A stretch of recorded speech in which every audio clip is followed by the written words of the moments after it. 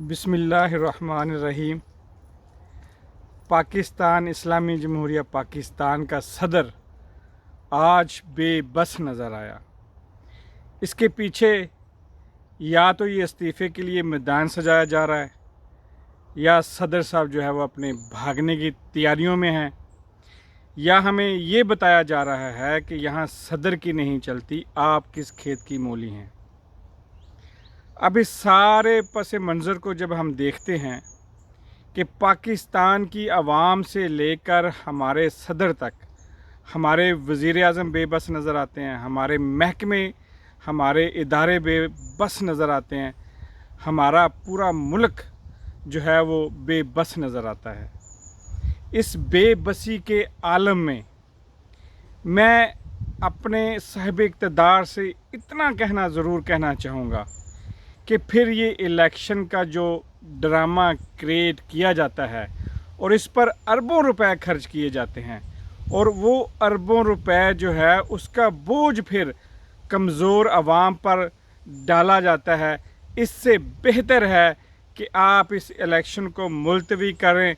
हर 4 साल 3 साल 5 साल बाद जो बोझ हमारी कमरों पर हमारी पीठ पर डाला जाता है, इससे हमारी जान छुड़ाई जाए। और इसी तरह हुकूमतें, जिस तरह आपने निगरान हुकूमत चुनी है, वो हुकूमतें चुनकर बता दें हमें कि ये वज़ीर आज़म इतने साल तक है, ये वज़ीर आज़म इतने साल तक है, इसकी हुकूमत इतनी रहेगी, ताकि हम अपने जो है ज़िंदगी उसी तरह मामूल के मुताबिक गुजार सकें। यकीन करें, हमारे ऊपर पहले से बहुत ज़्यादा बोझ हैं। हम पर इलेक्ट्रिसिटी का, बिजली के बिलों का, गैस के बिलों का, टेलीफोन के टैक्स लगाए जाते हैं उनका, और जितनी महंगाई है, हम उस बोझ पर पहले ही बहुत दब चुके हैं। हमारा जीना इस मुल्क में महाल हो चुका है। एक कमज़ोर आदमी का बच्चे पालना इस मुल्क में नामुमकिन हो चुका है। एक ज़िंदगी की सांसें जो हैं वो लेना दुश्वार हो चुकी हैं एक आम आदमी के लिए।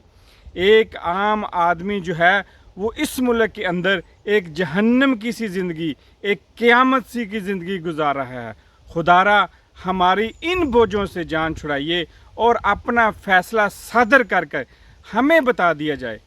इससे हमारा एक और नुकसान से हम बच सकते हैं कि जब इलेक्शन होते हैं हमारे गांव में, हमारे शहर में, हमें 2 पार्टियों में से एक पार्टी दे 3 पार्टियों में से एक पार्टी चुननी पड़ती है।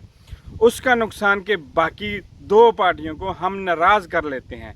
उनके जो मोतबर हजरात जो साहिब हैसियत हैं, सिर्फ वो नहीं, उनके निगरान नहीं, उनके जो हैं कायम मुकाम सदूर नहीं, बल्कि उनके कारकुनान भी हमसे नाराज़ हो जाते हैं। हम एक दूसरे, एक ही गली में रहने वाले, एक ही मोहल्ले में रहने वाले, एक ही गांव में रहने वाले, कई साल तक आपकी इस अमल की वजह से हम नाराज़ रहते हैं। हमारी इससे भी जान छूट जाएगी।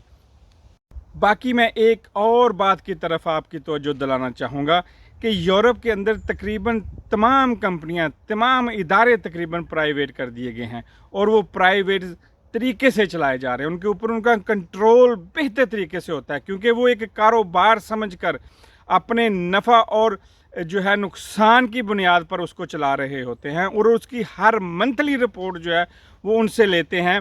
उनको पता होता है कि हमारा कितने अखराजात हैं, कितने हमें इसमें बेनिफिट मिले हैं, कितना हमें मुनाफा मिला है, कितना हम नुकसान, उसको वो फिर अगले महीने बेहतर तरीके से चलाते हैं।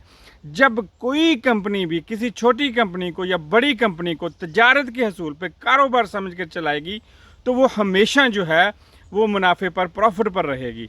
इसलिए मेरी आपसे गुजारिश है, आप साहिब हैसियत से, कि इस पाकिस्तान की तमाम कंपनियों को, रेलवे से लेकर जो PIA है और बाकी जितनी कंपनियां, उनको प्राइवेट करके उनको मुनाफे की उस दौड़ में शामिल करें।